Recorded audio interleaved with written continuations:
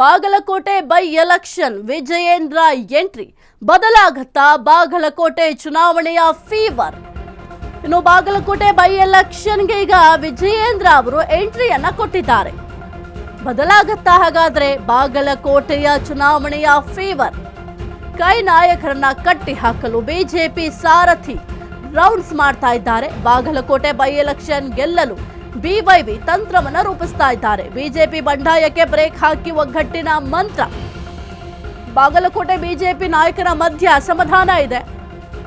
MLC PH Pujar ಮತ್ತೆ ವೀರಣ್ಣ ಚರಂತಿಮಠ ನಮಗೆ ticket ಬೇಕೇ ಬೇಕು ಅಂತ ಪಟ್ಟು ಹಿಡ್ಕೊಂಡು ಕೂತಿದ್ದಾರೆ. ಈ ಒಂದು ಬಂಡಾಯ ಶಮನಕ್ಕೆ ಈಗ BY ವಿಜಯೇಂದ್ರ ಅವರು ಭಾರಿ ಸರ್ಕಸ್ ಅನ್ನ ಮಾಡ್ತಾ ಇದ್ದಾರೆ. ಬಿಜೆಪಿ ಟಿಕೆಟ್ ಆಕಾಂಕ್ಷಿಯಾಗಿರುವ ವೀರಣ್ಣ ಚರಂತಿಮಠ ಸಹೋದರರ ಮಧ್ಯೆ ಹೊಂದಾಣಿಕೆಗೆ ಯತ್ನವನ್ನ ಮಾಡಲಿದ್ದಾರೆ. ರೆಬಲ್ ನಾಯಕರ ವಿಶ್ವಾಸಕ್ಕೆ ಸದ್ಯಕ್ಕೆ BYV ಅವರು ತಮ್ಮದೇ ಆದ ತಂತ್ರವನ್ನ ರೂಪಿಸ್ತಾ ಇದ್ದಾರೆ. ಬಾಗಲಕೋಟೆ ಉಪಚುನಾವಣೆಗೆ ಈಗಲೇ ಕಾರ್ಯತಂತ್ರ ರೆಡಿಯಾಗಿದೆ. ವಿಜಯೇಂದ್ರ ಪ್ರವಾಸ ಬಾಗಲಕೋಟೆಯಲ್ಲಿ ಸಂಚಲನ ಸೃಷ್ಟಿ ಮಾಡ್ತಾ ಇದೆ.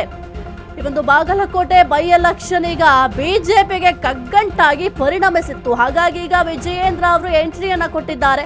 ಹಾಗಾಗಿ ಬಾಗಲಕೋಟೆ ಚುನಾವಣೆಯ ಫೀವರ್ ಈಗ ಬದಲಾಗುತ್ತಾ ಎಂಬ ಪ್ರಶ್ನೆ ಕೂಡ ಸದ್ಯಕ್ಕೆ ಮೂಡ್ತಾ ಇದೆ. ಇನ್ನು ಬಾಗಲಕೋಟೆ ಬೈ ಎಲೆಕ್ಷನ್ ನಲ್ಲಿ ಗೆಲುವನ್ನ ಸಾಧಿಸಬೇಕು ಅಂತ BYV ಅವರು ತಮ್ಮದೇ ಆದಂತಹ ರಣತಂತ್ರವನ್ನು ರೂಪಿಸ್ತಾ ಇದ್ದಾರೆ. ಒಂದ್ ಕಡೆ ಪೂಜಾರ್ ಅವರು ನಮಗೆ ಟಿಕೆಟ್ ಬೇಕು ಅಂತ ಪಟ್ಟು ಹಿಡ್ಕೊಂಡು ಕೂತಿದ್ದಾರೆ. ಜೊತೆಗೆ ನನಗೆ ಒಂದು ವೇಳೆ ನೀವು ಟಿಕೆಟ್ ಕೊಟ್ಟಿಲ್ಲ ಅಂತಂದ್ರೆ ನಾವು ಯಾರನ್ನ ಸೂಚಿಸ್ತೀವಿ ಅವರಿಗೆ ಟಿಕೆಟ್ ಅನ್ನ ನೀಡಬೇಕು ಅಥವಾ ನಮ್ಮ ಬೆಂಬಲಿಗರಿಗೆ ಟಿಕೆಟ್ ನೀಡಬೇಕು ಅಂತ ಈಗ ಪೂಜಾರ್ ಅವರು ಒಂದು ಕಡೆ ಪಟ್ಟು ಹಿಡ್ಕೊಂಡು ಕೂತಿದ್ದಾರೆ. ಮತ್ತೊಂದು ಕಡೆ ಚರಂತಿಮಠ ಅವರು ಕೂಡ ಇಲ್ಲ, ಈ ಒಂದು ಬಾಗಲಕೋಟೆ ಬೈ ಎಲೆಕ್ಷನ್ ನಲ್ಲಿ ನನಗೆ ಟಿಕೆಟ್ ಬೇಕೇ ಬೇಕು ಅಂತ ಹಠ ಮಾಡ್ತಾ ಇದ್ದಾರೆ. ಹಾಗಾಗಿ ಈ ಒಂದು ಬಂಡಾಯವನ್ನ ಶಮನ ಮಾಡಬೇಕಾಗಿದೆ. ಸದ್ಯಕ್ಕೆ ಈ ಒಂದು ವಿಚಾರಕ್ಕೆ ಸಂಬಂಧಪಟ್ಟಂತೆ ವಿಜಯೇಂದ್ರ ಅವರು ಕೂಡ ಎಂಟ್ರಿಯನ್ನ ಕೊಟ್ಟಿದ್ದಾರೆ.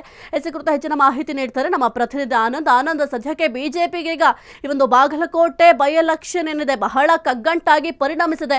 ಅವರ ನಾಯಕರಲ್ಲಿ ಈಗ ಕಿತ್ತಾಟಗಳು ನಡೀತಾ ಇದೆ. ಆ ಒಂದು ಕಿತ್ತಾಟವನ್ನ ಶಮನ ಮಾಡಲಿಕ್ಕೆ ಈಗ ಹೊಸದಾಗಿ ವಿಜಯೇಂದ್ರ ಕೂಡ ಎಂಟ್ರಿ ಆಗ್ತಾ ಇದ್ದಾರೆ. ಏನೆಲ್ಲ ಅಪ್ಡೇಟ್ ಇದೆ ಈ ಒಂದು ವಿಚಾರಕ್ಕೆ ಸಂಬಂಧಪಟ್ಟಂತೆ ಆನಂದ್? ಸಾಹಿತ್ಯ ಏನು ಬಿಜೆಪಿ ಪಕ್ಷದ ರಾಜ್ಯಾಧ್ಯಕ್ಷರಾಗಿರುವಂತಹ ವಿಜಯೇಂದ್ರ ಅವರು ಇಂದು ಮತ್ತು ನಾಳೆ 2 ದಿನಗಳ ಕಾಲ ಬಾಗಲಕೋಟೆ ಜಿಲ್ಲೆಯಲ್ಲಿ ಪ್ರವಾಸ ಹಮ್ಮಿಕೊಂಡಿದ್ದಾರೆ. ಈ ಸಂದರ್ಭದಲ್ಲಿ ಪಕ್ಷದ ಚಟುವಟಿಕೆ ಸೇರಿದಂತೆ ಸಂಘಟನೆ ಬಗ್ಗೆ ಸಾಕಷ್ಟು ಒಂದು ಚರ್ಚೆ ಆಗುವ ಸಾಧ್ಯತೆ ಇದೆ. ಯಾಕೆಂದ್ರೆ ಈಗಾಗಲೇ ಬಾಗಲಕೋಟೆ ಉಪಚುನಾವಣೆ ಆಗಮಿಸುತ್ತಿರುವ ಹಿನ್ನೆಲೆಯಲ್ಲಿ ಚುನಾವಣೆ ಟಿಕೆಟ್ ಸಂಬಂಧಪಟ್ಟಂತೆ ಮತ್ತು ಈ ಬಿಜೆಪಿಯಲ್ಲಿ ಕೆಲವೊಂದು ಬಂಡಾಯ ಇದೆ. ಆ ಬಂಡಾಯ ಶಮನಗೊಳಿಸುವಗೋಸ್ಕರ ಒಂದು ಕಸರತ್ತು ಮಾಡುವಂತ ಅನಿವಾರ್ಯತೆ ಇದೆ. ಯಾಕಂದ್ರೆ ಈಗಾಗಲೇ ಇಲ್ಲಿ ಮಾಜಿ ಶಾಸಕರಾದಂತಹ ವೀರಣ್ಣ ಚರಂತಿಮಠ ಅವರಿಗೆ ಬಿಜೆಪಿ ಟಿಕೆಟ್ ನೀಡಬೇಕೆಂಬುದು ಸಿದ್ಧತೆ ನಡೆದಿದ್ರು ಸಹ ತೆರೆಮರೆಯಲ್ಲಿ PH ಪೂಜಾರ್ ಈಗ MLC ಇದ್ದಾರೆ.